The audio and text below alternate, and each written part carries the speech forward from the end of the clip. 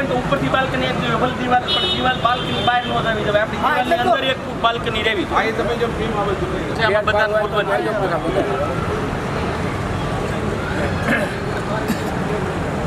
બધું કરીને જલ્દી શરૂ કરાવો. સમસ્યા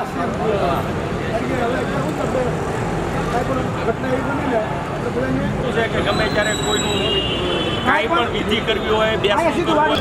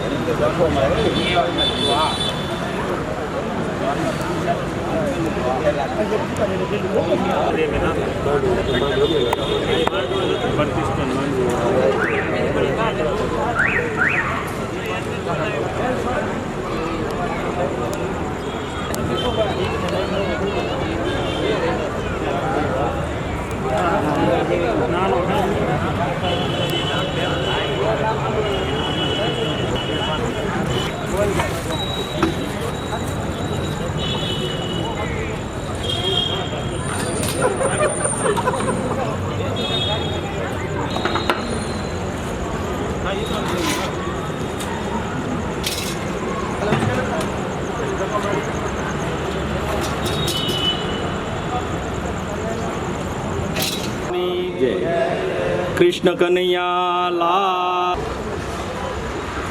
મંગળાથ બાપુના તો અહીંયા સરસ મજાનું કમ્પાઉન્ડ પહેલી વાર આવ્યો છું. પહેલાં જ્યારે જગ્યા લેવાતી હતી તે પહેલાં એકવાર જોવા આવેલા,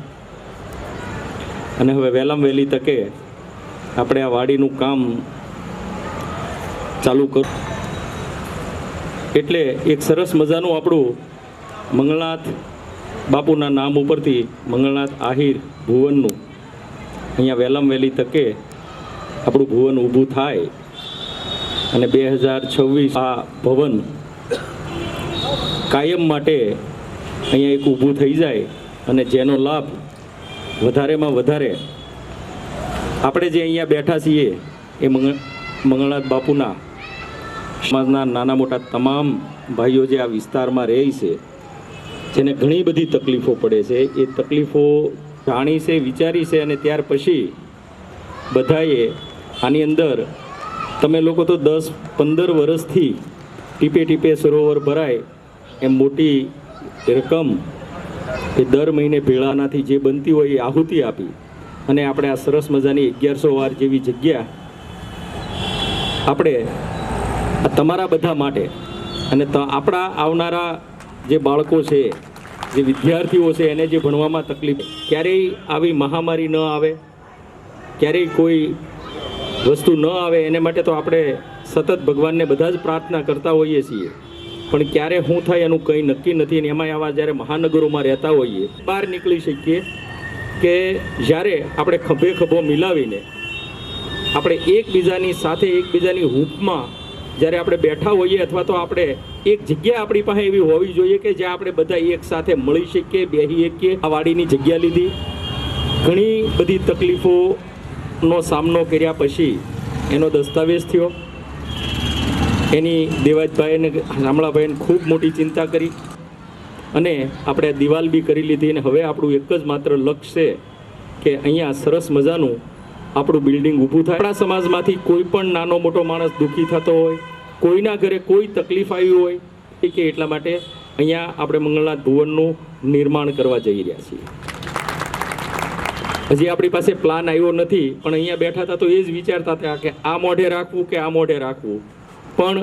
અમારું મંતવ્ય એવું છે કે આપણે ભાઈ રોડ ઉપર જ આવી અને ગમે ત્યારે અહીંયા વિદ્યાર્થીઓ ભણતા હોય, બીજું ત્રીજું કે આપણી મિટિંગ હોય કે આપણે પહેલું કરવાનું હોય તો ત્યારે આપણે એ જગ્યાનો પણ સરસ રીતે ઉપયોગ કરી શકીએ, અથવા તો એનો ભવિષ્યમાં નાનું મોટું રસોડા માટે પણ ઉપયોગ કરી શકીએ. અને થોડુંક પહેલો પ્રોબ્લેમ હતો,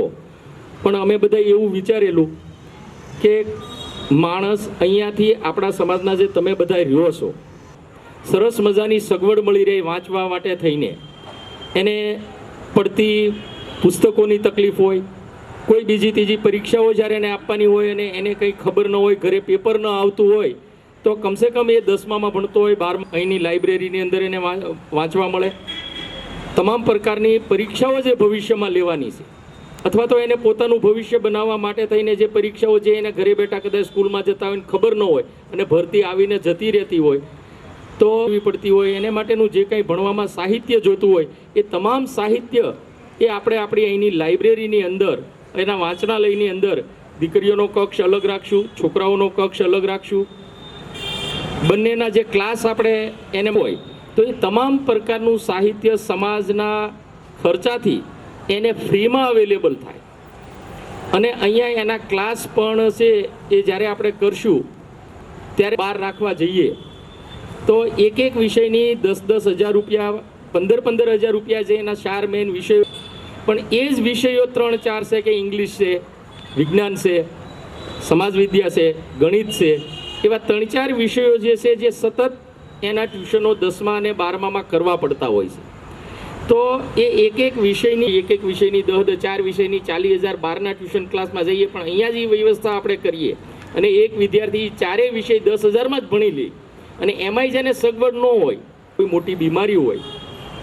અને એ બીમારીને હિસાબ સુરત જેવા મહાનગરમાં ટ્રીટમેન્ટ કરવા આવતા હોય તો ત્યારે એને આપણામાંથી કોઈના હગાવાલાને કે આપણા જ ઘરના કોઈ સભ્યોને તકલીફ ન પડે એવું ઘણું બધું અત્યારે મગજમાં વિચારી અને તો સમાજના બીજા દાતાઓએ તો પાછળથી બધી જ વસ્તુઓ જ્યાં સહકારની જરૂર પડે ત્યાં આપી છે ને હજી પણ ભવિષ્યમાં આપશે. પણ તમે લોકોએ જે આ કામ કર્યું છે, હું એમ માનું છું કે ગુજરાત લેવલે આ પહેલું કામ એવું થયું છે કે આટલા 20, 22, 25, 30, 35 વર્ષના જે યુવાનોએ જે હીરા ઘસવાનું કામ કરતા હોય, કોઈ ટેક્સટાઇલનું કામ કરતા હોય, નાના મોટા જે કામ કરતા હોય ને એમાંથી પોતાના ઘરનું સંચાલન કરતા હોય, પોતે ભાડે રહેતા હોય અને પોતાના મકાનની ચિંતા નહીં કરીને સમાજના ભવનની ચિંતા કરી હોય, એને માટે તમને ખૂબ ખૂબ લાખ અભિનંદન આપું છું. બીજું કે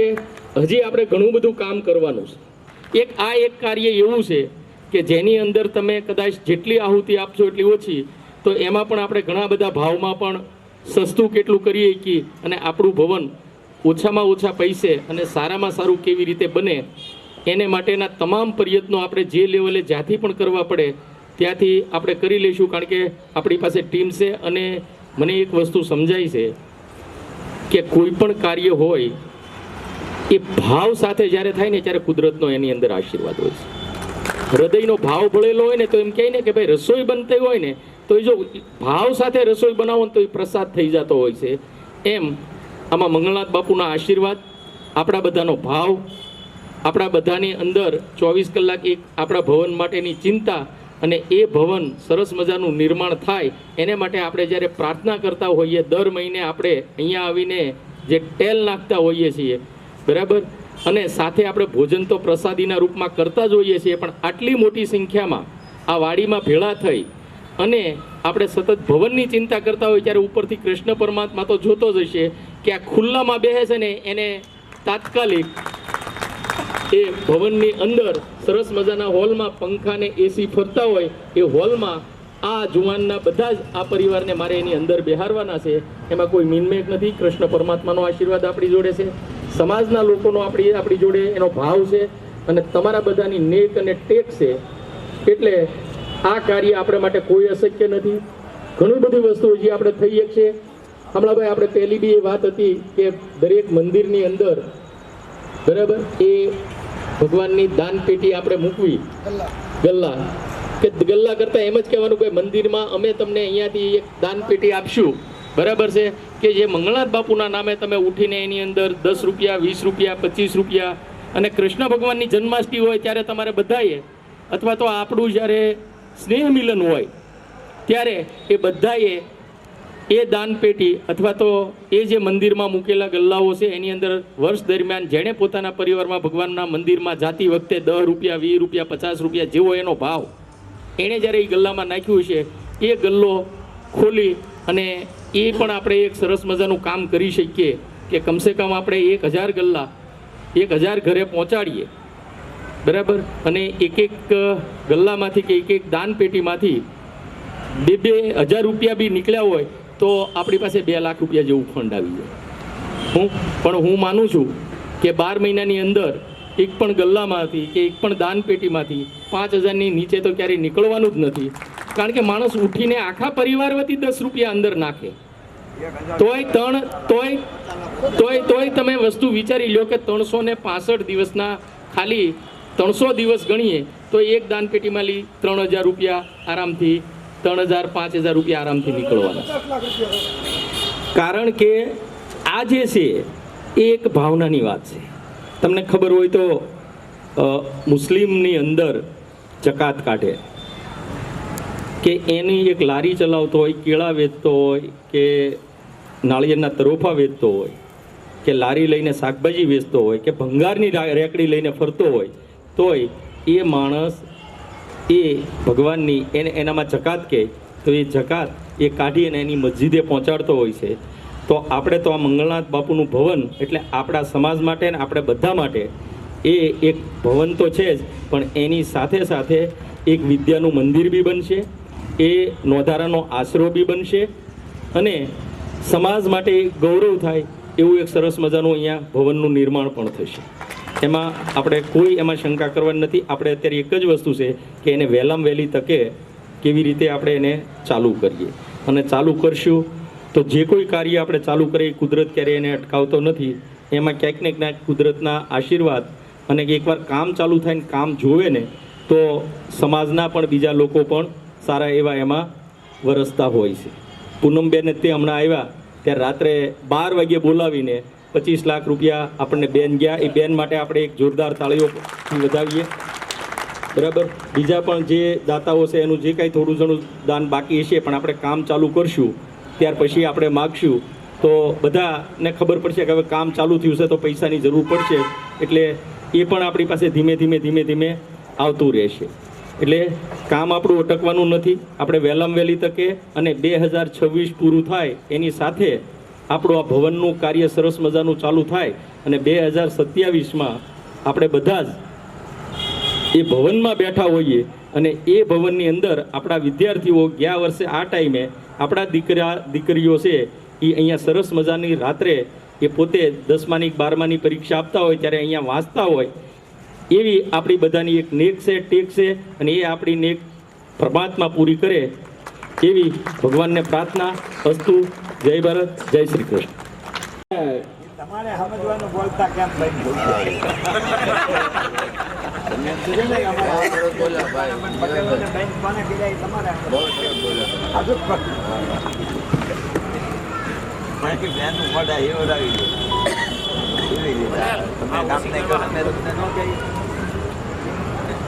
બધાને કે આપને ન કેવું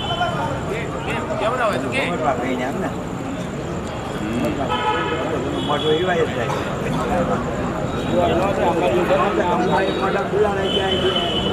મારા ભાઈઓ બોલે એટલે અમારા આજને ન બોલવા.